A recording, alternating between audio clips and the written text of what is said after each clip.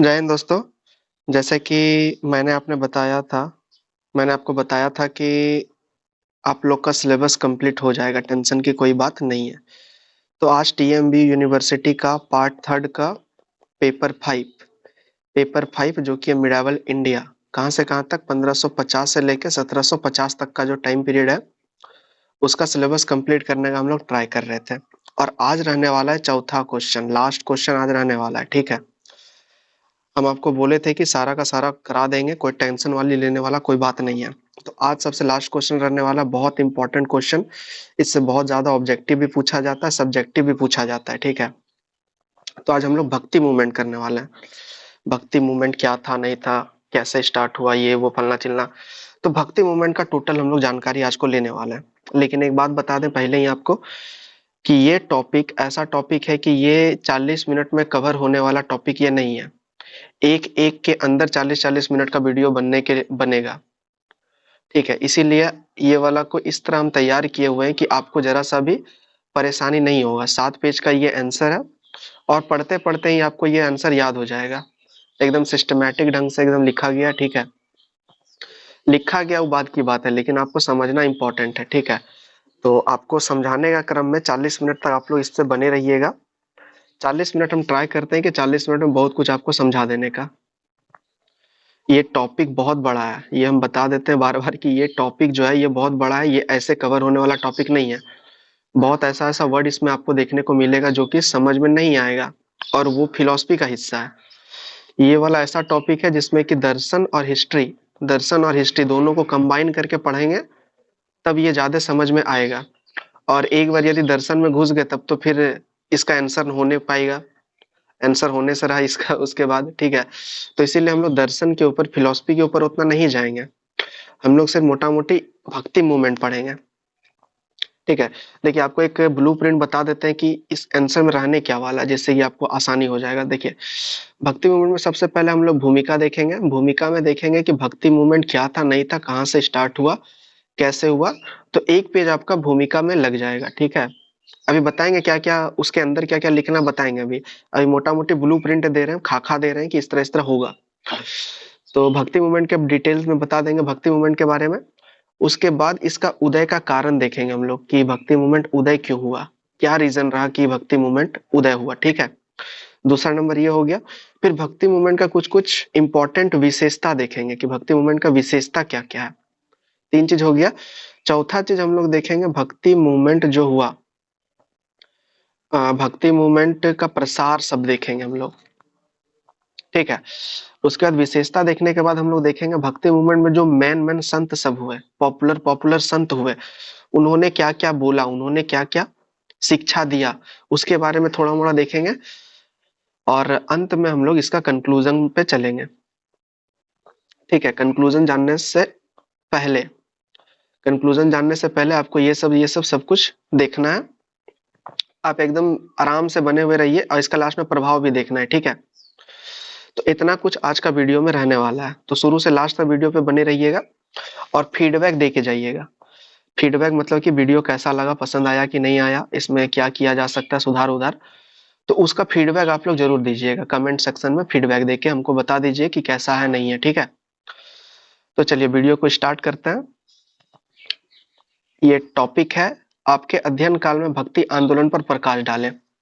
ये वाला क्वेश्चन अलग अलग तरीका से पूछा जा सकता है। हम बेसिकली आपको भक्ति मूवमेंट के बारे में बता रहे हैं, भक्ति मूवमेंट क्या है, कैसे हुआ।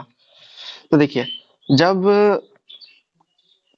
प्राचीन काल चल रहा था, अभी थोड़ा मोड़ा समझते हैं, ठीक है। उसके बाद इधर जो लिखा हुआ उसके बाद हम लोग आएंगे, अभी पहले समझ लेते हैं। देखिए जब प्राचीन काल चल रहा था तो आपको याद होगा कि बुद्ध मतलब कि बौद्ध धर्म और जैन धर्म का उदय होता है। तो ये दोनों धर्म का उदय क्यों होता है? ये दोनों धर्म का उदय होता है क्योंकि हिंदू धर्म में बहुत सारा कुरीतियां सब आ रहा था, देखने को मिल रहा था। बहुत को हिंदू धर्म को नहीं अपना पा रहा था, नीचे धर्म के, नीचे जाति के, नीचे मतलब पिछड़ा वर्ग जो है इससे अछूता रह जा रहा था। इसलिए बौद्ध और जैन धर्म का प्रादुर्भाव हुआ था। और भी बहुत सारा रीजन था, लेकिन अभी मोटा मोटी यही जानते हैं। तो हम देखते हैं कि जब जब धर्म में कुरीतियां आती है तब तब एक नए धर्म का विकास होता है, क्योंकि सब कोई, ये जो पुराना धर्म है सबको इसमें एडजस्ट नहीं कर पाता, इसीलिए एक नया धर्म का उदय होता है।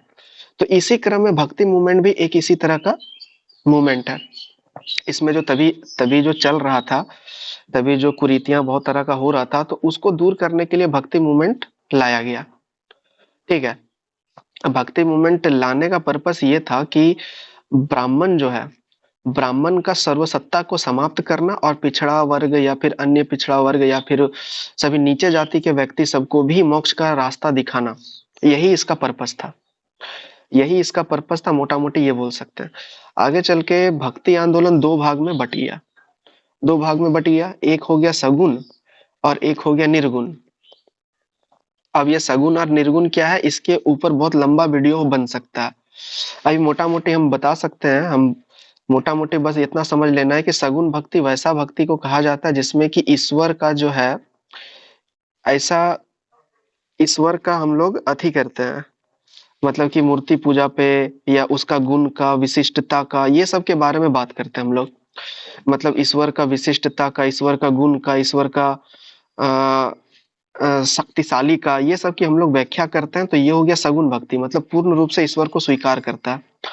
उसी प्रकार निर्गुण भक्ति का बात करेंगे तो इसमें किसी प्रकार का ईश्वर का किसी प्रकार का गुण नहीं है। ठीक है, ईश्वर निर्गुण है, ईश्वर जो है निर्गुण है, निराकार है, कोई आकार भी नहीं है। तो इस तरह होता है निर्गुण। सगुण में सबसे फेमस एग्जांपल आप ले सकते हैं तुकाराम का, और निर्गुण में तो आपको पता ही होगा सबसे फेमस कौन है, कबीर, कबीर दास सबसे फेमस, शंकराचार्य भी है। तो ये सब हो गया सगुण और निर्गुण का एग्जाम्पल। टॉपिक हम लोग का सगुण और निर्गुण नहीं है, बस सगुण और निर्गुण थोड़ा मोड़ा पता होना चाहिए, इसीलिए सगुण और निर्गुण के बारे में बताएं। ठीक है, सगुण कैसा भक्ति हो गया, सगुण में हम लोग ईश्वर का बारे में, ईश्वर का अनुकंपा, ईश्वर का जो है गुण, ईश्वर का ऐश्वर्य, ईश्वर का प्रारूप, सबके बारे में डिस्कस करते हैं, वो हो गया सगुण भक्ति। और निर्गुण भक्ति के बारे में बात होता है कि ईश्वर का कोई आकार नहीं है, ईश्वर का कोई गुण नहीं है, ईश्वर सबसे परे है। तो ये हो गया निर्गुण। तो इसी यही मूवमेंट जो चला था, निर्गुण और सगुण वाला मूवमेंट, यही एक तरह से भक्ति मूवमेंट था। ठीक है, देखिए आपको बेसिकली ये वाला समझाने के क्रम में आपको बहुत सारा परेशानियां देखने को मिल सकता है, उसको ट्राई करेंगे अलग हम, उसको परेशानी आप लोग को ना आए। ठीक है, आप लोग बस फीडबैक देके एक बार हमको बता देना। जब कभी भी धर्म में आंतरिक जटिलताएं बढ़ी, तब प्रक्रिया स्वरूप धर्म सुधार आंदोलन या धर्म का क्रांति हुई। मतलब जब कभी भी धर्म में कुरीतियां आती है, तब एक नया धर्म का उद्भव होता है। जैसा कि हम बताएं, पहले क्या था कि पहले पूजा होता था, तो पूजा होता था तो बोला जाता था कि सब अलग अलग नदी से 16 या 12 नदियों का पानी लेके आओ, उसके बाद पूजा होगा। उसके बाद वो जो पानी है उसको छन्नी से छानो, वो भी छन्नी क्या चीज का होना चाहिए, सोना का छन्नी होना चाहिए। प्राचीन काल में सोना का छन्नी होना चाहिए। अब बताइए आप ही कि इस तरह से सोना का छन्नी, 16 को नदी से पानी लेके आओ, ऐसा ऐसा जब बोला जाएगा, तो एक नॉर्मल परिवार से जो बिलोंग करता है, क्या वो ये सब कर पाएगा? वो लोग ये सब नहीं कर पाएगा। तो यही सबको मद्देनजर रखते हुए एक नया धर्म, मतलब कि नया आंदोलन स्टार्ट हुआ, जिसको कि भक्ति मूवमेंट कहा जाता है। प्राचीन काल में जैन और बौद्ध के रूप में, मध्य काल में भक्ति के रूप में, और 19वीं शताब्दी में धार्मिक पुनर्जागरण के रूप में। मतलब इसका ये है कि एंशियंट काल में बौद्ध और जैन धर्म उद्भव हुआ कुरीतियां के कारण। उसके बाद मिडाइवल काल में भक्ति मूवमेंट का उद्भव हुआ कुरीतियां के कारण। उसके बाद फिर हम लोग जब मॉडर्न एरिया चलते हैं 19वीं शताब्दी में, 19वीं शताब्दी में हम लोग धार्मिक सुधार आंदोलन देखते हैं, जिसमें कि दयानंद सरस्वती, विद्यासागर और विवेकानंद, तो ये सब तरह तरह के वहां पे आते हैं। ठीक है, तो ये इसके लिए भी हम लोग इंडिविजुअल अलग हम लोग करेंगे जब हम लोग मॉडर्न इंडिया करेंगे। तो इतना तो बात समझ में आ गया कि कोई भी आंदोलन, मतलब कि कोई भी धर्म का उदय क्यों होता है, समझ में आ गया। अब देखिए, मध्यकालीन भारत के सांस्कृतिक इतिहास का एक महत्वपूर्ण पड़ाव समाज में हो रही मुख्य क्रांति है, जिसे भक्ति आंदोलन के रूप में जाना जाता है। मतलब कि वहां पर जो एक तरह से एक नई क्रांति आई, जिसमें कि कोई लड़ाई पीट नहीं, कुछ नहीं, तो उसको भक्ति मूवमेंट कहा गया, भक्ति आंदोलन कहा गया। इसका मतलब होता है उपासना या ईश्वर के प्रति सच्चे प्रेम। भक्ति मूवमेंट का अर्थ होता है उपासना या ईश्वर के प्रति सच्चे प्रेम का प्रतीक है।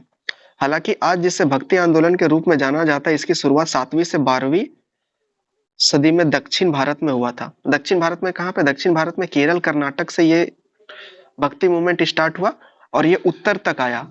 मतलब कि यदि आप इसको यदि इंडिया मानते हैं, इसको मान लीजिए इंडिया है, यदि केरल ये वाला एरिया हो गया दक्षिण का एरिया, ये वाला हो गया उत्तर का एरिया, तो स्टार्टिंग में दक्षिण का एरिया में ये सब हुआ था।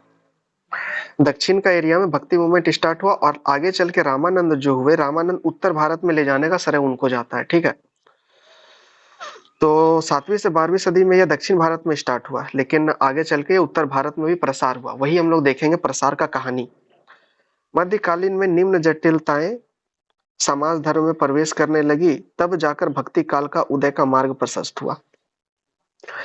तो ये उम्मीद करते हैं कि भूमिका आपको समझ में आ गया होगा। भूमिका में क्या क्या लिखे हैं? भूमिका में ये लिखाया है कि जब भी कुरीतियां उत्पन्न होता है तो नए धर्म का उदय होता है, जैसे कि प्राचीन काल में बौद्ध धर्म, जैन धर्म, मध्यकाल में भक्ति आंदोलन, फिर 19वीं शताब्दी में देखेंगे तो धार्मिक सुधार आंदोलन, तो ये सब हुआ था। और उसके बाद हम लोग भक्ति आंदोलन का परिभाषा देंगे कि भक्ति आंदोलन क्या था, नहीं था। ठीक है, उसके बाद हम लोग देखते हैं आगे। ये हो गया आपका जाके भूमिका। भूमिका सबको समझ में आ गया? कहीं भी कोई दिक्कत होता है तो आपको कमेंट कर देना है। उसके बाद देखिए आगे क्या है। आगे इसका कारण देखेंगे हम लोग, उदय का कारण। आप यहीं से पढ़ के पूरा का पूरा आंसर को आप लोग समझ सकते हैं, इसीलिए बहुत आसान वे में आपको आंसर बताने का ट्राई किए हैं, क्योंकि ये बहुत लंबा टॉपिक है। उदय का कारण देखिए, सबसे पहला भक्ति की सरलता। इसमें जो भक्ति करना था बहुत सरल था। वर्ण व्यवस्था के प्रति विरोध, समन्वय के अभाव, मुस्लिम आक्रमण, सूफियों का प्रभाव और ब्राह्मणों का जटिल होना। तो ये सब इंपॉर्टेंट 6 गो इंपॉर्टेंट उदय का कारण रहा। भक्ति मूवमेंट का उदय का कारण क्या क्या था, क्या क्या था, अब एक एक करके हम लोग पढ़ते हैं। सबसे पहला कारण है भक्ति की सरलता। देखिए अभी हम आपको जस्ट बताएं कि पहले भक्ति किस तरह होता था। पहले बहुत मुश्किल था भक्ति करना। प्राचीन काल में बौद्ध और जैन धर्म के उदय होने से पहले, ठीक है, बहुत मुश्किल होता था किसी व्यक्ति को धर्म का वो करना, धर्म धर्म किस धर्म को अपनाया जाए, ये बहुत मुश्किल वाला बात है, क्योंकि ऐसा ऐसा कर्मकांड था, ऐसा ऐसा चीज था सॉरी, ऐसा ऐसा कर्मकांड था जिसको कि केवल राजा ही पूरा कर सकता था। उसमें पैसा लगता था, तो आम जनता लोग कहाँ से वो पैसा दे के भक्ति कर पाएगा। भक्ति का मतलब ये थोड़ा है कि पैसा दे के ही भक्ति सिर्फ किया जा सकता है। बिना पैसा का भी तो भक्ति किया जा सकता है, बिना पूजा पाठ का भी भक्ति किया जा सकता है। यही चीज हम लोग देखेंगे। बिना पूजा पाठ का भक्ति ही भक्ति मूवमेंट एक तरह से हम लोग बोल सकते हैं, वही कहलाया। अब देखिए भक्ति की सरलता, सबसे उदय का, भक्ति मूवमेंट का उदय का सबसे पहला कारण क्या हो जाएगा? सबसे पहला कारण हो जाएगा भक्ति की सरलता, क्योंकि पहले बहुत जटिल था। तो इसमें देखिए क्या लिखा गया, भक्ति मार्ग की सरलता ने जन सामान्य को अपनी ओर आकर्षित किया। उस समय तक हिंदू धर्म में बहुत से कर्मकांड आ गए थे जिसके आम जनता को अपने अधिक जटिल हो गया था, अतः इन जटिल कर्मकांडों को रहित भक्ति मार्ग लोकप्रिय किया। तो ये सबसे पहला रीजन रहता है, भक्ति की सरलता। इसमें यही लिखना है कि पहले बहुत सारा कुरीतियां था, लेकिन ये नए धर्म मतलब भक्ति मूवमेंट के आने से वो कुरीतियां सबको खत्म करने का प्रयास किया गया, जिसमें कि सभी जनता लोग भक्ति मूवमेंट की ओर प्रशस्त हो गए, अग्रसर हो गए। ठीक है, भक्ति की सरलता समझ में आ गया? किसी को कहीं कोई दिक्कत? ठीक है, उसका देखिए वर्ण व्यवस्था के प्रति विरोध। अब देखिए वर्ण व्यवस्था के प्रति विरोध क्या था। पहले पहले क्या होता था, ई वाला आंसर को पहले और अभी के तुलना में करके आपको पढ़ना होगा। पहले क्या था? पहले था कि भक्ति जो होता था वो सिर्फ जो है, भक्ति जो होता था वो पुरोहितों के द्वारा किया जाता था, ब्राह्मणों के द्वारा किया जाता था, और उन लोग के द्वारा ऐसा ऐसा बात बोला जाता था कर्मकांड में कि उसको नॉर्मल रूप में अप्लाई नहीं किया जा सकता था। इसीलिए सबने सोचा कि क्यों ना इसी को खत्म कर दिया जाए। तो इसीलिए इसका सबसे महत्वपूर्ण विशेषता भी ये वाला रहता है कि पुरोहित ब्राह्मण का जो आधिपत्य है उसको समाप्त कर देना। आगे चल के विशेषता के बारे में डिस्कस करेंगे हम लोग, ठीक है।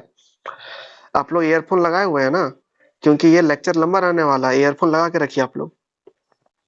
उसका देखिए वर्ण व्यवस्था की जटिलता मध्यकाल आते आते बहुत अधिक हो चुका था, तभी मुस्लिम धर्म का भी प्रसार हो चुका था, ठीक है, जिसके तहत निम्न जातियों पर कठोर नियम लादा गया, उनका शोषण हुआ और उनके भक्ति के मार्ग परेशानियां झेलनी पड़ी।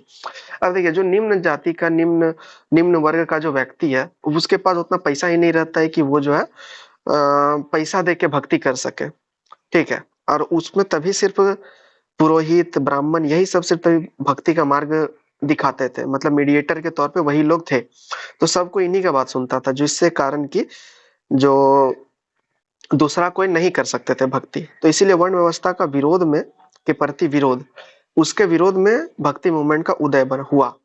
अतः उनमें असंतोष पैदा हुआ और भक्ति मार्ग ने इस जाति प्रथा का विरोध कर निम्न वर्गों के लिए भी समानता का मार्ग प्रशस्त कर दिया। अब देखिए, उम्मीद करते हैं कि ये दोनों आपको समझ में आ गया होगा। पहला क्या था? पहला ये कि भक्ति की सरलता, भक्ति को अब जो है सरल बनाया जाएगा, अब ज्यादा कर्मकांड नहीं होगा। दूसरा क्या है? दूसरा वर्ण व्यवस्था, जिससे पहले चला आ रहा था उसको बदलने का ट्राई किया गया। तरह तरह का कुरीतियां जो आ रहा था, और शोषण किया जा रहा था निम्न जाति के लोगों पर, निम्न जातियों पर कठोर नियम लादा गया था। तो उसके विरोध में ये भक्ति मूवमेंट हुआ। और जाहिर सी बात है कि जो नीचे तबका का व्यक्ति है, इसमें सबको टूट पड़ेगा भक्ति मूवमेंट में, क्योंकि उन लोग के लिए उन लोग ये सोचे कि अरे एक नया धर्म आया है, चलो इसकी ओर चलते हैं, इसमें कुछ पैसा नहीं लगता है, इसमें इसमें बस सरल माध्यम के द्वारा ईश्वर को प्राप्ति करने का बात कहा गया है, मोक्ष प्राप्ति करने का। मोक्ष का क्या मतलब होता है? मोक्ष का अलग अलग जगह अलग अलग मतलब होता है, ठीक है। सभी फिलोसफर ने मोक्ष का मार्ग अलग अलग बताया है, और मोक्ष क्या है सभी ने अलग अलग बताया। लेकिन मोटा मोटी हम लोग ये बोल सकते हैं, मोक्ष का मतलब ये होता है कि पुनर्जागरण से मुक्ति हो जाना। सॉरी, पुनर्जागरण बोल रहे, पुनर्जन्म से मुक्ति हो जाना, मतलब कि पुनर्जन्म, जो हम लोग पुनर्जन्म का जो कॉन्सेप्ट है, उससे मुक्ति हो जाना ही मोक्ष है, ठीक है। अब ये पुनर्जन्म क्या है, इसके बारे में आप लोग समझते ही होंगे थोड़ा मोड़ा, पुनर्जागरण क्या है। हालांकि अलग अलग फिलोसफर इसके बारे में भी अलग अलग बात कहते हैं, ठीक है। पुनर्जागरण, किसी का कहना है कि पुनर्जागरण होता है, किसी का कहना है पुनर्जागरण होता ही नहीं है, ठीक है। तो वो सब बहुत डीपली कॉन्सेप्ट है, उसमें अलग से हम लोग कभी जाएंगे। ये वाला ऐसा टॉपिक है जिसमें कि बहुत कुछ टच होता है, ठीक है। आप लोग इत्मीनान से बस सुनते रहिए। पहला रीजन क्या रह गया? भक्ति का उदय का, भक्ति की सरलता। दूसरा हो गया वर्ण व्यवस्था के प्रति विरोध। तीसरा हम लोग देखेंगे समन्वय का अभाव। तीसरा हम लोग देखेंगे समन्वय का अभाव। समन्वय का अभाव में क्या होगा? हिंदू और मुस्लिम, मध्यकाल में हिंदू और मुस्लिम, इतना छोटा, हिंदू और मुस्लिम जो है मौजूद थे, और दोनों में क्रियाकलापों में भिन्नता थी, जिसके कारण आए दिन संघर्ष की स्थिति बन जाती थी। ऐसे में इसे दूर करना आवश्यक था। इसे भक्ति मार्ग ने पूरा करने का रास्ता दिया, अतः भक्ति की अवधारणा को लोकप्रियता मिली। अब देखिए, समन्वय की भावना में क्या है, इसको एक बार डील कर दे, क्या पूरा आप लोग पढ़ लीजिएगा? नहीं, ऐसा नहीं है। देखिए, समन्वय की भावना क्या है कि मध्यकालीन आते आते आपको पता होगा कि 7वीं सदी तक आते आते मुस्लिम साम्राज्य स्थापित हो चुका था। तो मुस्लिम मुस्लिम आ चुके थे।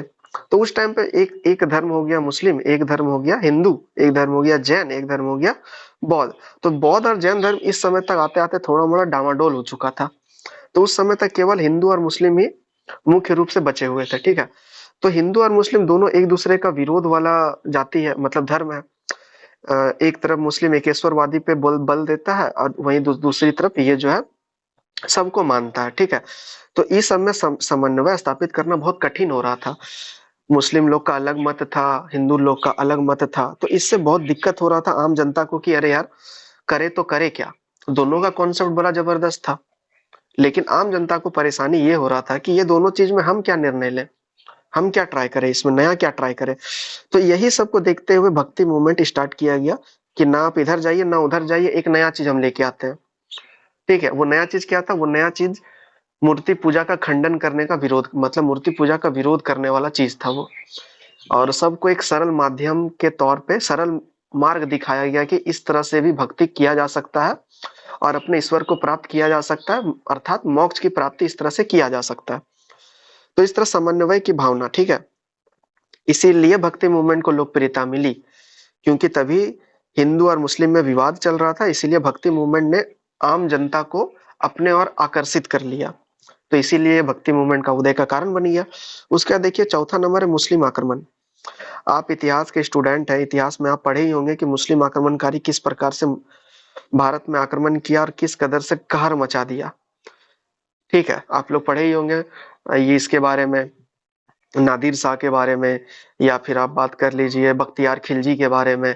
तो ये सब के बारे में, अहमद साहब दाली के बारे में, ये सब के बारे में आप लोग पढ़े होंगे, ठीक है। तो ये सब क्या कर रहा था? हालांकि वो सब तो अहमद साहब दाली सब तो बहुत लेट में आया, वो सब का एग्जांपल नहीं देते हम, ठीक है। ये बख्तियार खिलजी देख लीजिए, बख्तियार खिलजी ने क्या किया, बहुत सारा अस्त व्यस्त कर दिया था। और भी कई कई तरह के मुस्लिम रूलर सब जो हुए, मंदिरों को तोड़ा, फिर इधर उधर, तो बहुत सारा विवाद हो रहा था। तो मुस्लिम आक्रमण के कारण भी ये वाला भक्ति मूवमेंट का उदय का कारण एक बन गया। कुछ विद्वानों के अनुसार मध्यकाल में मुस्लिम आक्रमणकारियों ने मंदिरों और मूर्तियों को विनाश किया, जजिया कर वसूल किया तथा अन्य प्रकार का यातनाएं भी किया, जिससे हताश और निराश का भाव पैदा हुआ और वे भक्ति का शरण में जाने के लिए विवश हो गए। चौथा नंबर समझ में आ गया, मुस्लिम आक्रमणकारी में क्या था, मुस्लिम आक्रमण में क्या था कि उस टाइम पे बहुत सारा मुस्लिम आक्रमणकारी जो है इंडिया आके आक्रमण कर रहे थे, हमारे मंदिर तोड़ रहे थे और फिर अपना धन संपदा लूट रहे थे। तो इस सब से, और जजिया कर लगाया हुआ था, बहुत सारा अलग अलग तरह का कर भी लगाया हुआ था हिंदुओं के ऊपर। तो हिंदू पे एक तरह से बोल सकते हैं यातनाएं दिया जा रहा था, ठीक है, यातनाएं दिया जा रहा था। तो उससे का विरोध में, उसका विरोध में कि अब क्या किया जाए, तो एक नया भक्ति मूवमेंट स्टार्ट किया गया, जिसमें कि सभी कोई को आकर्षित किया गया। भक्ति मूवमेंट में आकर्षित क्या किया गया, सबको आकर्षित हो गया इसमें। उसका देखिए सूफियों का प्रभाव, सूफियों का प्रभाव, अभी टेंशन नहीं लेना है, समझ में आ रहा है तो ठीक है, नहीं भी समझ में आ रहा है तो भी ठीक है, क्योंकि आगे जब लास्ट में समराइज जब करेंगे पूरा का पूरा आंसर को, तभी अच्छा से समझ में आ जाएगा, टेंशन लेने वाली कोई बात नहीं है। अब देखिए सूफियों का प्रभाव, सूफियों का प्रभाव एक अलग टॉपिक है, एक अलग टॉपिक है, ठीक है। तो अभी इसमें बस छोटा सा मैं सूफियों का प्रभाव को हम लोग देख लेते हैं। सूफियों संतों द्वारा सहिष्णुता और प्रेम के साथ एकेश्वरवाद का प्रसार करने तथा मानवीय एकता पर बल देने से भक्ति आंदोलन के उदय का आधार बना। वस्तुतः सूफियों ने जाति प्रथा का विरोध किया और सच्चा धर्म मनुष्य की सेवा है बताकर भक्ति का तरफ उन्मुख किया। देखिए सूफियों का प्रभाव जो है, जब भक्ति मूवमेंट चल रहा था उसी टाइम पे सूफी मूवमेंट भी था, सूफीवाद, तो तभी वो भी हो रहा था। लेकिन सूफीवाद में क्या हुआ कि ये एक ईश्वरवाद पे बल दे रहा था, मतलब एक ईश्वर है। तो ये वाला सबको बहुत अच्छा कॉन्सेप्ट लगा कि अरे एक ईश्वर मतलब कि आप ज्यादा पैसा खर्च नहीं करना होगा, ज्यादा पूजा पाठ नहीं करना होगा, केवल एक ईश्वर रहेगा, एक ईश्वर सही रहेगा। तो इससे थोड़ा सा इससे प्रभावित होकर भक्ति मूवमेंट स्टार्ट किया गया कि हम लोग भी एक ऐसा स्टार्ट करते हैं जिसमें कि एक ईश्वर पे बल दिया जाए, हम लोग भी ऐसा स्टार्ट करते हैं। तो सूफियों का प्रभाव भी एक बहुत इंपॉर्टेंट कारण रहता है भक्ति मूवमेंट का उदय का, ठीक है।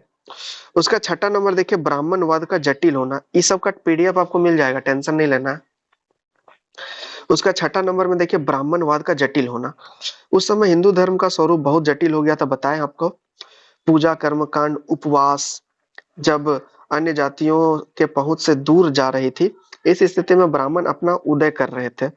ऐसे में निम्न जाति के लोग इस्लाम स्वीकार करने लगे। ब्राह्मणवाद का जटिल होना, ब्राह्मणवाद का जटिल होना बहुत इंपॉर्टेंट इसका कारण है, क्योंकि उस समय ऐसा ऐसा कर्मकांड ब्राह्मणों के द्वारा लागू किया जा रहा था जिसको कि सभी के द्वारा पूरा ही नहीं किया जा सकता था। तो ऐसे में सबको मुस्लिम धर्म अपना रहे थे, और मुस्लिम धर्म अपनाते अपनाते एक नया धर्म, एक नया मूवमेंट भक्ति आंदोलन स्टार्ट हुआ। भक्ति आंदोलन में और भी अच्छा बात किया गया, जिसके कारण कि इसके और अग्रसर हो गया सबको। तो इसीलिए उदय का और भी बूम एकदम कर गया, अचानक से बूम कर दिया भक्ति मूवमेंट। ऐसे में भक्ति आंदोलन इन उन जातियों के लिए एक सरल मार्ग था। इन सब के कारण भक्ति आंदोलन का उदय अवश्यंभावी हो गया था। अब देखिए, अब इसको जो है ना, अब इसको समराइज एक बार कर देते हैं, सही रहेगा, याद हो जाएगा, ठीक है।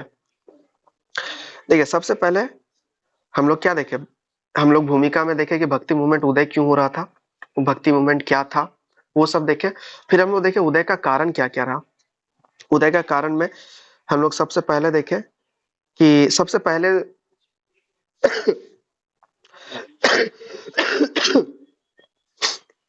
थोड़ा सा खांसी हो गया, आज सुबह सुबह वीडियो भी बन रहा है तो दिक्कत भी हो रहा है। तो देखिए इसका उदय का कारण, एक पहला कारण क्या था कि समन्वय का स्थापित करने में दिक्कत हो रहा था।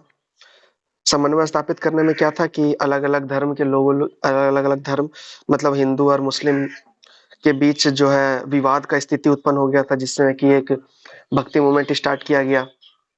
भक्ति मूवमेंट में सबको आगे बढ़ चढ़कर हिस्सा लिया। दूसरा देखे कि मुस्लिम का आक्रमण के कारण भी ऐसा देखने को मिला।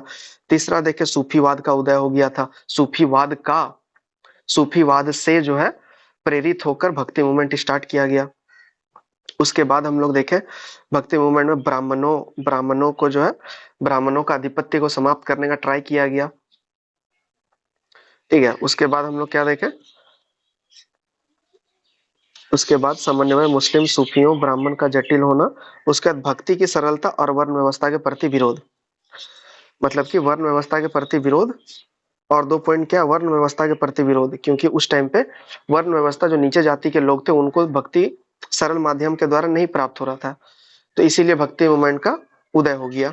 उसके बाद वर्ण व्यवस्था के बाद सरल एकदम, ये भक्ति मूवमेंट इतना सरल था कि सभी को इसको स्वीकार कर सकते थे। ठीक है, तो इतना रीजन रहता है भक्ति मूवमेंट का उदय होने का। क्या क्या रीजन रहता है समझ में आ गया अब अच्छा तरीका से। चलिए, भक्ति मूवमेंट का उदय में कहीं कोई दिक्कत नहीं है। ये आपका हो गया आंसर का पहला टॉपिक, मतलब कि आंसर का एक हिस्सा आप लोग का रेडी है, कोई दिक्कत नहीं है, आंसर का एक हिस्सा रेडी है। और आप लोग उम्मीद करते हैं हम कि आप लोग को समझ भी उतना ही आ रहा होगा जिस कदर से आंसर लिखा गया है। ठीक है, अब हम लोग इसका विशेषता पे चलते हैं कि इसका क्या क्या विशेषता था। देखिए, सबसे बड़ा विशेषता तो यह है कि भक्ति संतों ने ईश्वर प्रेम पर बल दिया, इसने सीधा सीधी ईश्वर का प्रेम पर बल दिया और मूर्ति पूजा का खंडन किया। मूर्ति पूजा करने का जरूरत नहीं है। कबीर का बहुत फेमस फेमस दोहा भी है, एक दोहा है कि अच्छा से तो वो दोहा याद नहीं है लेकिन फिर भी ट्राई करते हैं कि क्या था, पत्थर पूजे मिले भगवान तो पूज दूं मैं पहाड़, आ, इससे भली तो चक्की है काट अच्छा से याद नहीं है। ठीक है, मतलब उसका ये है, मतलब पता है लेकिन संस्कृत अति उस भाषा में क्या लिखा गया वो नहीं याद आ रहा। मतलब इसका ये है कि यदि पत्थर पूजने से यदि भगवान मिलेंगे तो हम सीधा का सीधा पहाड़े पूज देंगे, पहाड़ पूजने से हमको भगवान जल्दी मिल जाएगा। और दूसरी तरफ वो कहते हैं कि चक्की से जो वो आटा, चक्की जो रहता है चक्की पत्थर का रहता है, तो ये वाला पत्थर से पूजने से अच्छा है कि हम चक्की को पूजेंगे, क्योंकि इससे सबका खाना दूर होता है। ये कौन बोला था, ये कबीर बोले थे, जो कि निर्गुण के बहुत बड़े उपासक है, निर्गुण भक्ति के। ठीक है, तो मूर्ति पूजा का खंडन किया। पहला क्या, ईश्वरीय प्रेम पर बल दिया गया, दूसरा मूर्ति पूजा का खंडन किया इन्होंने। भक्ति संतों ने हिंदू मुस्लिम की एकता पर भी बल दिया। अभी हम लोग देखें कैसे। भक्ति संतों ने गुरु की महत्ता पर बल दिया। वस्तुतः गुरु अज्ञान दूर करता है और इस तरह वह ईश्वर प्राप्ति का साधन है। मतलब कि एक मीडिएटर के तौर पे गुरु को रखा गया। मीडिएटर नहीं बोल सकते, ये जो गुरु है ये जो है आपको ज्ञान की बातें, ज्ञान को बता करके भक्ति की और मार्ग आगे बढ़ाने का ट्राई किया गया। ठीक है, उसका 5वां नंबर देखते हैं। भक्ति और मानवतावादी भावना से युक्त थे। उनका मानना था कि सभी जीव परमात्मा का अंश है, इसलिए सभी के साथ प्रेम और करुणा का भावना रखना चाहिए।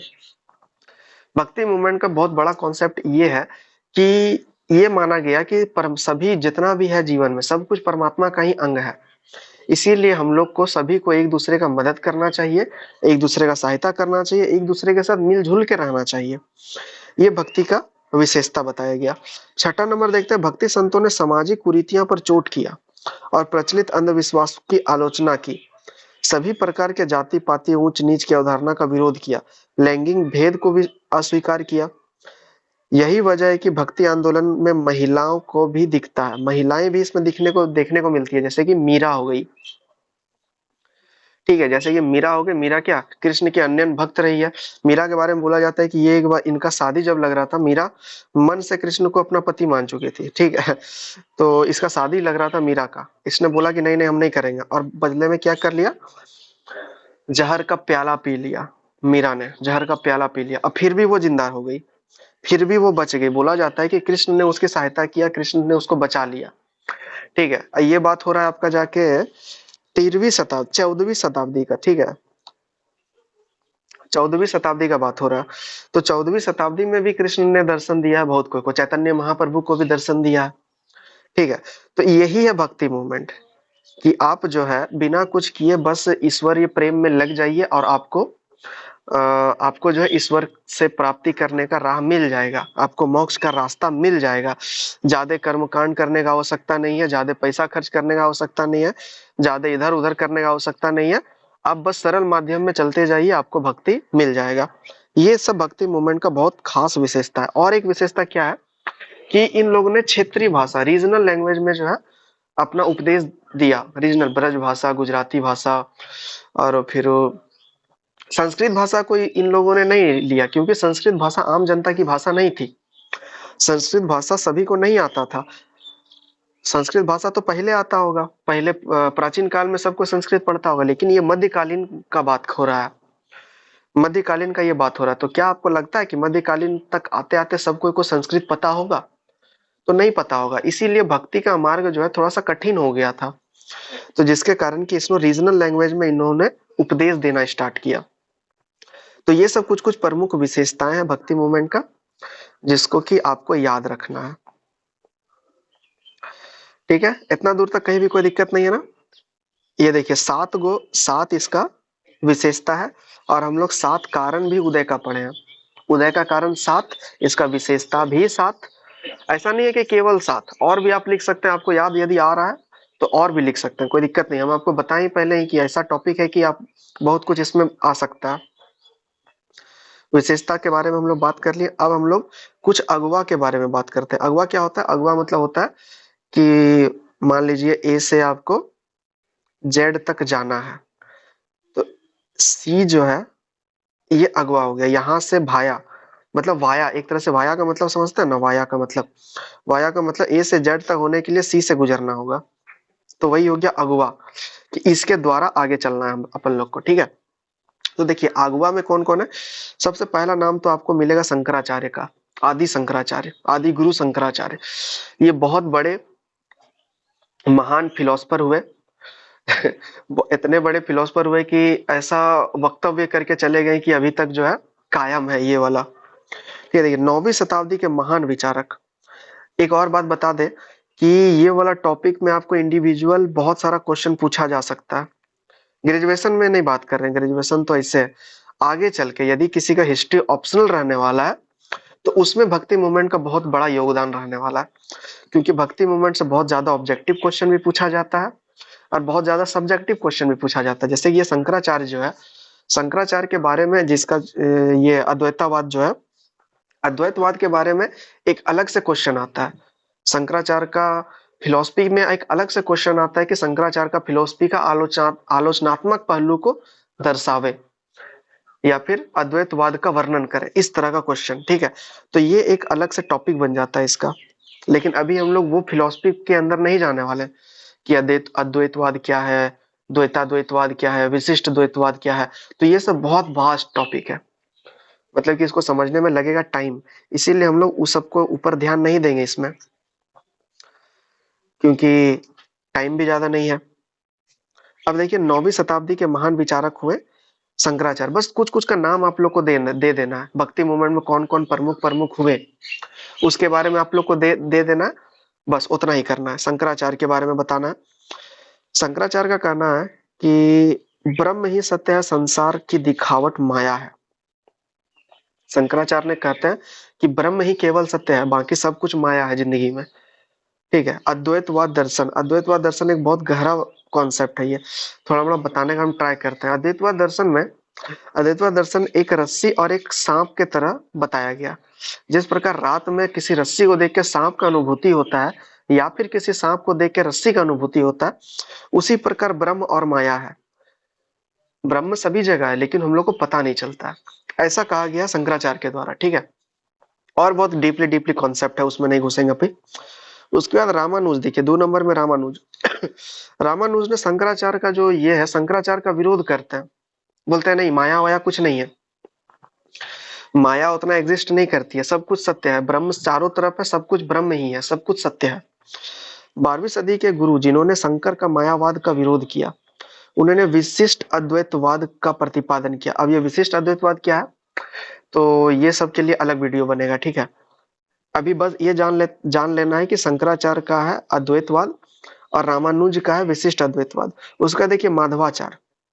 माधवाचार्य 13वीं सदी में कन्नड़ क्षेत्र के माधव ने जीवात्मा और परमात्मा को द्वैत या द्वैतवाद का प्रचार किया। अब देखिए अद्वैतवाद, विशिष्ट द्वैतवाद, और यहाँ क्या आ गया, द्वैतवाद, केवल द्वैतवाद। तो सबका मतलब अलग अलग है, ऐसा नहीं है कि सब एक ही बात कहते हैं, सब में कुछ ना कुछ डिफरेंस आपको देखने को मिलेगा। उसका देखिए निम्बार्क, निम्बार्क बहुत इंपॉर्टेंट है। निम्बार्क यूपीएससी में क्वेश्चन निम्बार्क के बारे में पूछा गया, 2-3 कथन दे दिया गया और उसमें बोला गया कि कौन सा सत्य है, कौन सा सत्य है, कूट ए बी, दोनों या फिर कोई नहीं, इस तरह का क्वेश्चन, ठीक है। तो आपको वहां भी क्वेश्चन, यूपीएससी सब में भी इसको क्वेश्चन पूछा जा सकता है, ये सब क्वेश्चन से रिलेटेड, ठीक है। तो ये वाला टॉपिक को एक अलग से आप लोग कभी रेडी कर लीजिएगा। तो निम्बार्क देखिए, निम्बार्क कौन है, रामानुज के युवा समकालीन, जिन्होंने द्वैत अद्वैत दर्शन और भेद अभेद दर्शन को स्थापित किया। किसने कौन किसने कौन सा दर्शन स्थापित किया है, ये बात आप लोग को याद रखना है, किसने कौन सा दर्शन स्थापित किया। उसके बारे में यदि नहीं भी जानते हैं तो कोई दिक्कत नहीं है, बस आप थोड़ा सा लिख दीजिए तो ज्यादा इफेक्टिव रहेगा, ठीक है। उसका देखिए वल्लभाचार्य 15वीं शताब्दी के गुरु थे, इन्होंने रुद्र संप्रदाय की स्थापना किया था, रुद्र संप्रदाय। इसके अलावा भी बहुत सारे अन्य संत हुए, निर्गुण और सगुण दोनों में। देखिए जैसे कि नामदेव, संत एकनाथ, तुकाराम, रामदास, कबीर, नानक, दादू दयाल, महाप्रभु चैतन्य, नरसिंह मेहता, संत त्यागराज। तो ये सबको आपको एग्जाम्पल के टर्म में ये सबको लेना है, ठीक है। एग्जाम्पल, ये नहीं है कि इसके बारे में एक एक के बारे में बताने लगे पूरा का पूरा। यदि एक एक के बारे में पूरा का पूरा अगर यदि बताया जाए तो एक ही पर्सन को बताते बताते आप लोग का 7-8 पेज खत्म हो जाएगा, फिर भी अच्छा से नहीं खत्म हो पाएगा। तो आप समझ रहे हैं कि इस टॉपिक किस तरह का टॉपिक है ये। तो आपको क्या करना है, सबसे पहले तो भूमिका लिख देना है, भूमिका के बाद उदय का कारण लिख देना है, उदय का कारण के बाद विशेषता उसका लिख देना, और विशेषता के बाद थोड़ा मोड़ा अगवा के बारे में लिख देना है, शंकराचार्य, माधवाचार्य, रामानंद, कबीर और फिर माधवाचार्य, निम्बार्क। तो ये सब के बारे में थोड़ा थोड़ा थोड़ा थोड़ा करके लिख देना, जितना आप लोग का नॉलेज है उसके हिसाब से। अभी देखिए यहाँ पे लिखे, यही सबको आप लोग लिख सकते हैं। पीडीएफ मिल जाएगा आप लोग को पूरा का पूरा टेलीग्राम में, आप लोग सबको टेलीग्राम में जुड़ जाइए, सबको को वहां पे मिल जाएगा, ठीक है। अब हम लोग आगे चलते हैं, अब देखते हैं इसका प्रभाव, जो कि हम लोग का लास्ट टॉपिक रहने वाला, लास्ट टॉपिक रहने वाला इसका प्रभाव। प्रभाव, सबसे पहला प्रभाव क्या, पुरोहितों एवं ब्राह्मणवाद का को ठेस। यदि आपको उदय का यदि आपको रीजन पता होगा तो आप इसका प्रभाव भी आराम से लिख सकते हैं, क्योंकि उदय का जो रीजन है उसी से रिलेटेड इसका प्रभाव भी देखने को मिलेगा। सबसे क्या, पहला क्या, पुरोहितों एवं ब्राह्मणवाद को ठेस। अब बताइए इसको डिटेल से हमको बताने का जरूरत है क्या, क्योंकि हम पहले बता चुके हैं कि पुरोहित लोग ही मैन आदमी था, वही लोग काम करवाता था, वही लोग जो बोलता था, वही लोग, वही उसी के हिसाब से ईश्वर को प्राप्त करने का रास्ता बताया जाता था। लेकिन भक्ति मूवमेंट आया, भक्ति मूवमेंट ने कहा नहीं, पुरोहित ब्राह्मण ये सब का कोई जरूरत नहीं है, यदि कोई इंसान चाहेगा तो खुद से भी भक्ति प्राप्त कर सकता है, खुद से भी मोक्ष प्राप्त कर सकता है। तो ये बोला गया। उसका देखिए दलितों का सुधार, इसमें भी कुछ डिटेल्स में बताने का जरूरत नहीं है, पहले हम बता चुके हैं। दलितों पे अत्याचार किया जा रहा था, दलितों को प्रताड़न किया जा रहा था, दलितों के पहुंच से दूर भक्ति जा चुका था। तो इसका प्रभाव भक्ति आंदोलन आने के बाद क्या हुआ, दलित भी अब जो है भक्ति करने के लिए अब रेडी हो गए। रेडी क्या हो गए, मतलब कि उन लोग को मार्ग मिल गया कि नहीं भैया, बिना पैसा का भी भक्ति हो सकता है। उसका देखिए सिख संप्रदाय का स्थापना, भक्ति मूवमेंट भक्ति मूवमेंट से सिख संप्रदाय का स्थापना एक बहुत बड़ा प्रभाव हुआ। उसका देखिए धार्मिक सहिष्णुता का प्रादुर्भाव। धार्मिक सहिष्णुता, हिंदू मुस्लिम जो बताए हम आपको पहले ही कि हिंदू मुस्लिम में क्या हो रहा था, हिंदू मुस्लिम में लड़ाई चल रहा था, हिंदू कुछ अलग बोल रहा था, मुस्लिम अलग बोल रहा था। लेकिन ये भक्ति मूवमेंट आने के बाद कहा गया नहीं, मूर्ति पूजा पर बल नहीं दिया गया। कहा गया कि नहीं, हम लोग जो है केवल अच्छा अच्छा बात को जानेंगे, क्योंकि वही मोक्ष प्राप्ति करने का एकमात्र रास्ता है। हम आपको क्या बताएं, परमात्मा का ही अंग है सब कुछ, इसीलिए सबकी सहायता करना चाहिए, सबको मिलजुल के रहना चाहिए। तो इसीलिए इससे क्या होगा, धार्मिक सहिष्णुता बढ़ेगा, सभी धर्म को एक जैसा मान्यता मिलेगा, सभी कट्टरता की भावना खत्म होगी। उसका देखिए वर्ण व्यवस्था का अंत, इसमें भी कोई डिटेल बताने का जरूरत नहीं है। वर्ण व्यवस्था का कैसे अंत हो गया ये आपको पता होगा, पता मतलब चल चुका होगा अभी तक कि वर्ण व्यवस्था का अंत कैसे हो गया। उसका कर्म कांडों का ह्रास, इसमें भी कोई दिक्कत नहीं होना चाहिए। उसके बाद देखिए सामान्य जन भाषा का बढ़ावा। देखिए इस तरह जो हम किए हैं ना, कि अपना मार्जिन से बाहर जाके हमको लिख दिए हैं, ऐसा आप लोग एग्जाम में नहीं कीजिएगा, ठीक है। मार्जिन के बाहर जाके नहीं लिखना, इससे बहुत नेगेटिव इंपैक्ट पड़ता है जो चेक करता है। तो इतना तरह का प्रभाव आप लोग को देखने को मिलता है, एक एक के बारे में डिटेल से आप लोग लिख सकते हैं। अभी पढ़ देते हैं, पढ़ के सुना देते हैं, आप लोग को वैसे तो पता होगा ही क्योंकि जो पहले था वो अभी भी है। पुरोहितों एवं ब्राह्मणवाद का ठेस, इसमें क्या है, भक्ति आंदोलन के फलस्वरूप पुरोहितों एवं ब्राह्मणवाद का गहरा ठेस पहुंचा। अब हर व्यक्ति किसी भी जाति लिंग का हो वह मोक्ष प्राप्त कर सकता है, तो इसलिए पुरोहित का अब जरूरत नहीं पड़ा। उसका देखिए दलितों का उद्धार, भक्ति आंदोलन से दलितों, लाल कलम लेते हैं ना सही रहेगा, भक्ति आंदोलन से दलितों के अपने विकास का मौका मिला। यह आंदोलन सामाजिक विषमता, दलितों का शोषण तथा उनको शोचनीय दशा को दूर करने में सहायक हुआ। ये सबको अपने से भी आप लोग लिख सकते हैं, जरूरी नहीं है कि यही वाला जो लिखे यही वाला लिखना है, हम बस आपको समझा रहे हैं। आप बस अच्छा तरीका से माइंड में सेट कर लेना है कि ये सब होता है, बस उसी से रिलेटेड आप लोग को लिखना है। ठीक है, उम्मीद करते हैं कि यहाँ तक आप लोग को कोई दिक्कत नहीं होगा, आप लोग जितना जो भी हम बोल रहे हैं आपको समझ में आ रहा होगा। ठीक है, उसका देखिए धार्मिक सहिष्णुता का प्रादुर्भाव, इससे सारे धर्म व जातियों में धार्मिक सहिष्णुता का प्रादुर्भाव हुआ, जिससे देश में शांति, समृद्धि एवं संस्कृति एकता स्थापित हुआ। अब हर व्यक्ति बराबर यदि होगा, कोई भी लिंग जाति भेदभाव, महिला पुरुष के अनुसार कोई भी भेदभाव यदि नहीं होगा, तो वैसा समाज कैसा होगा, वैसा समाज अच्छा समाज होगा। वैसा समाज में बहुत सारा नया नया खोज होगा, नया नया अवसर मिलेगा। तो वो वाला समाज बहुत अच्छा समाज होगा जिसमें कि किसी प्रकार का भेदभाव ना हो। और हम लोग आर्टिकल 14 से लेके आर्टिकल 18 तक इसी के बारे में बात करता है, समानता के बारे में। ठीक है, उसका देखिए धार्मिक सहिष्णुता का प्रादुर्भाव, ये हो गया। वर्ण व्यवस्था का अंत, भक्ति आंदोलन से हिंदुओं की वर्ण व्यवस्था को दिन छिन्न भिन्न ये लिखा हुआ। ठीक है, भक्ति आंदोलन से हिंदुओं के वर्ण व्यवस्था को छिन्न भिन्न कर पतन की ओर अग्रसर किया, जिससे ब्राह्मण धर्म को प्रतिष्ठा धूल में मिल गई तथा उसके जातीय अभियान को गहरा आघात पहुंचा। इससे मोक्ष प्राप्ति का मार्ग हर व्यक्ति के लिए खोल दिया गया, जिससे समाज में शूद्रों को भी ब्राह्मणों के समकक्ष खड़ा हो गया।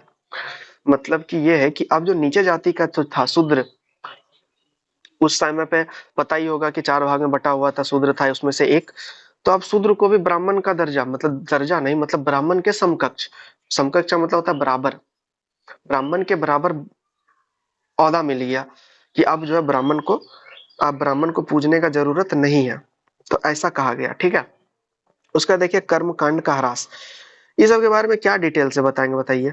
आपको अभी जस्ट पूरा का पूरा जो है इसके बारे में हम लोग चर्चा कर रहे थे। उसका देखिए सिख संप्रदाय की स्थापना, इस आंदोलन में मुख्य संत नानक देव ने सिख संप्रदाय की स्थापना की। गुरु नानक देव, आपको पता होगा, गुरु नानक ने सिख संप्रदाय की स्थापना किया। और एक आप लोग का होमवर्क है कि सिख संप्रदाय का सबसे अंतिम गुरु कौन रहा, सिख संप्रदाय का अंतिम गुरु कौन है, ये आपको कमेंट करना है। ठीक है, सामान्य जन भाषा को बढ़ावा दिया गया, हम बताएंगे आपको कि अब जो है संस्कृत में भाषा नहीं दिया गया, रीजनल लैंग्वेज में भाषा का उपयोग किया गया, अवधी, ब्रज, गुजराती, बंगाली, मारवाड़ी, ये सब भाषा का उपयोग किया गया। क्यों? क्योंकि आम जनता को संस्कृत नहीं पता था, और ये भक्ति मूवमेंट किसके लिए है, भक्ति मूवमेंट आम जनता के लिए ही तो है। तो जब आम जनता को उसके लैंग्वेज में ही नहीं बोला जाएगा तो फिर वो कैसे समझेगा। जैसे कि हम आपको बताते हैं तो हम आपको हम करके बताते हैं, हम आपको मैं करके नहीं बताता हूं मैं, इसलिए क्योंकि आप लोग जो भी होंगे सबको हम वाला पार्टी होंगे, मैं वाला पार्टी बहुत कम होगा, इसीलिए हम आपको हम करके बताते हैं। ठीक है, तो यही रीजन, यही वाला थॉट उन लोग के लिए भी था कि जो चीज, जिसको जो चीज में समझ आएगा उसको वही चीज में बताना ज्यादा बेनिफिशियल है। ठीक है, उसका निष्कर्ष देखिए, हर क्वेश्चन का एक निष्कर्ष होना जरूरी है। निष्कर्ष में आप लोग कुछ भी लिख सकते हैं, इतना देर से जो भी पढ़े समझे उसके हिसाब से। देखिए हम क्या लिखे हैं, निष्कर्षता हम कह सकते हैं कि जब जब ब्राह्मण धर्म में जटिलताएं बढ़ी, लोगों के सम्मान पाने की लालसा बढ़ी, तब तब नए धर्म का उदय होता रहा, और यह प्रक्रिया निरंतर जारी रहा। भक्ति आंदोलन के विकास में समाज में पिछड़ा जाति को भी मोक्ष का मार्ग मिल गया, और यह आंदोलन दक्षिण से प्रारंभ होकर उत्तर तक पहुंचा, जिसे पूरा होने में कई साल लग गए। शंकराचार्य ने 4 जगहों पर अलग अलग मठ का निर्माण किया। शंकराचार्य के बारे में जब बताएंगे ना, शंकराचार्य बहुत इंपॉर्टेंट है, शंकराचार्य के बारे में कभी टाइम मिलेगा तो कभी अलग से बताएंगे शंकराचार्य के बारे में। ठीक है, बहुत इंपॉर्टेंट है शंकराचार्य। और दक्षिण भारत से उत्तर भारत में कौन लाने का श्रेय किसको जाता है? रामानंद को जाता है। ये याद रखना, रामानंद को जाता है। रामानंद के बारे में भी आप लोग पढ़िएगा, रामानंद पढ़ते पढ़ते आपको भेंट होगा कबीर से, ठीक है, वो सब के बारे में पढ़ना। अभी ये सब के बारे में नहीं बता सकते हैं डिटेल से। इस प्रकार हम देखते हैं कि भक्ति आंदोलन इतिहास में एक बड़ा परिवर्तन का मार्ग प्रशस्त किया, ठीक है। इस प्रकार हम लोग से ये वाला आंसर खत्म हो जाता है। आप लोग का 7 पेज का ये आंसर है, और उम्मीद करते हैं कि ये 7 पेज बहुत अच्छा तरीका से आपको समझ में आ गया होगा। एक बार हम लोग रिकैप करते हैं, ठीक है। रिकैप में आपको पूरा का पूरा आंसर अच्छा तरीका से बता देते हैं। भक्ति मूवमेंट के बारे में ये क्वेश्चन है, तो सबसे पहले आपको भूमिका लिखना है। पहला पेज में भूमिका लिखना है। भूमिका में ये सब लिखना है कि ये भक्ति मूवमेंट क्या था, भक्ति मूवमेंट क्या था, उदय क्यों हुआ, अब भक्ति मूवमेंट का अर्थ क्या है, कहां से कहां तक पहुंचा, दक्षिण से उत्तर तक पहुंचा। तो ये सब आपको भूमिका में लिखना है, ठीक है। एक पेज खत्म हो जाएगा भूमिका लिखते लिखते। ग्रेजुएशन के पार्टी के लिए हम ये स्पेशल वीडियो बन रहा है, ठीक है, आप लोगों को पता ही होगा। उसके बाद दूसरा में देखिएगा, ये भूमिका लिख लिया। दूसरा में देखिएगा उदय का कारण क्या क्या रहा। उदय का कारण में आप लोग ऐसा ऐसा करके अलग अलग पॉइंट दे दीजिएगा। उदय का कारण में सूफीवाद का उदय हो चुका था, सूफीवाद से प्रेरित होकर। उसके बाद मुस्लिम मुस्लिम जो आक्रमण हो रहा था मुस्लिम के कारण। उसके बाद और ये जो बहुत सरल उपाय था, सरल मार्ग दिखाया गया था। उसके बाद और वर्ण व्यवस्था इसमें नहीं था, और इसमें बात करें तो रीजनल भाषा में बात किया गया था। तो ये सब उदय का कारण रहता है, जिसके कारण कि अन्य जनता लोग जो है बहुत तेजी से इसकी ओर बढ़ा, ठीक है। ये आपका दूसरा पॉइंट हो गया। आंसर को 4 भाग में बांट दिए हम आपके सुविधा के लिए। उसमें क्या क्या लिखना है ये आपको डिसाइड करना है। पहला में भूमिका लिख लिए, दूसरा में उदय लिख लिए। उदय में आपका 2 पेज लगभग लगभग चला जाएगा, और ये भूमिका में लगभग लगभग 1 पेज, तो 3 पेज हो गया। उसके बाद हम लोग विशेषता देखेंगे कि क्या क्या विशेषता रहा, कि मूर्ति पूजा का खंडन करता है, वर्ण व्यवस्था का खंडन करता है, सबको समानता लाने का बात करता है, रीजनल लैंग्वेज में बात करने का, रीजनल लैंग्वेज में उपदेश सबको दिया जाता है, सबको वो ये बोला जाता है कि सभी कुछ परमेश्वर का हिस्सा है, सबको साथ मिलकर रहा जाए। तो ये सब विशेषता है। तो विशेषता में भी आपका 1 पेज खत्म हो जाएगा। कोई दिक्कत नहीं है यहाँ तक ना। उसके बाद देखिए विशेषता हो गया। उसके बाद हम लोग अगवा के बारे में हम लोग डिस्कस किए थे। अगवा कौन कौन अगवा है इनका, तो अगवा में हम लोग देखे शंकराचार्य था, शंकराचार्य ने अद्वैतवाद को दर्शन दिया। उसके बाद माधवाचार्य देखे, उसके बाद निम्बार्क देखे, उसके बाद हम लोग तुकाराम, कबीर, गुरु नानक, और तरह तरह का जितना भी तरह का सगुण और निर्गुण भक्ति के उपासक रहे हैं, सब के बारे में आप लोग को थोड़ा करके लिखना है, जितना आपका नॉलेज है। आपको पीडीएफ मिल जाएगा, ठीक है, आपको पीडीएफ मिल जाएगा, कोई दिक्कत नहीं है। टेलीग्राम में आप लोग को सबको जुड़ जाना है। तो ये अगवा हो गया। और अंतिम में हम लोग देखेंगे कि इसका प्रभाव क्या क्या देखने को मिला, इसका प्रभाव क्या क्या देखने को मिला। उदय में का जो जो रीजन है, यही चीज प्रभाव भी देखने को मिलेगा। वर्ण व्यवस्था खत्म हो गया, मतलब खत्म, बहुत हद तक खत्म करने का प्रयास किया गया। एक बहुत सरल मार्ग प्रशस्त कर दिया, जिसके कारण कि सभी कोई भक्ति में जुड़ गए। उसके बाद हम लोग देखे हिंदू मुस्लिम को एकता को बढ़ावा दिया गया, धार्मिक सहिष्णुता बढ़ावा हुआ। तो ये सब जो पॉइंट है, ये सब क्या चीज है, ये सब है इसका प्रभाव है, भक्ति मूवमेंट का प्रभाव। और अंतिम पॉइंट आप लोग का रहेगा निष्कर्ष का। अंतिम पॉइंट क्या रहेगा, निष्कर्ष का। निष्कर्ष में ये पूरा का पूरा समराइज करके क्या समझ में आया भक्ति मूवमेंट, ये वाला आपको लिखना है। भक्ति आंदोलन में क्या समझ में आया इतना से इतना तक में, ठीक है। तो ये आपका हो गया आंसर का पहला टॉपिक। ये हो गया आंसर का दूसरा टॉपिक, उदय में दूसरा टॉपिक। एक सेकेंड, ये हो गया विशेषता तीसरा टॉपिक, अगवा हो गया चौथा टॉपिक, और इसका प्रभाव हो गया पांचवा टॉपिक, और लास्ट में हो गया निष्कर्ष। 6 टर्म में आप इस आंसर को बांट के 6 टर्म में पढ़िए, और उसके बाद जो बेटर समझ में आएगा, उसके बाद थिंकिंग डेवलप होगा कि एक आंसर को किस तरह रेडी किया जाता है। हम आपको नॉलेज के साथ साथ आंसर राइटिंग के बारे में भी बता रहे हैं कि ऐसा ऐसा ऐसा ऐसा करके जबरदस्त आंसर आप एक रेडी कर सकते हैं, ठीक है। बस ये वाला चीज ध्यान देना है, ये वाला चीज बहुत इंपॉर्टेंट है आपके लिए। इसी के अनुसार सबका सब आंसर आप लोग सजा सकते हैं। कोई दिक्कत यहाँ तक, किसी को कोई दिक्कत? आप लोग फीडबैक एक बार जरूर दीजिएगा, फीडबैक में वीडियो कैसा लगा, वीडियो फीडबैक में देना है कि वीडियो कैसा लगा। यदि पसंद आया है तो लाइक कीजिएगा, नहीं पसंद आया तो डिसलाइक कर देना है, ठीक है। और एक बात आज को बोल देते हैं कि सब्सक्राइब आप लोग चैनल को अवश्य कर ले, क्योंकि पेपर 6 भी इसी तरह हम लोग खत्म करेंगे, ठीक है। पेपर 6 भी हर एक क्वेश्चन को टच करेंगे, हर एक क्वेश्चन खत्म करेंगे पेपर 6 का भी ऑब्जेक्टिव के साथ।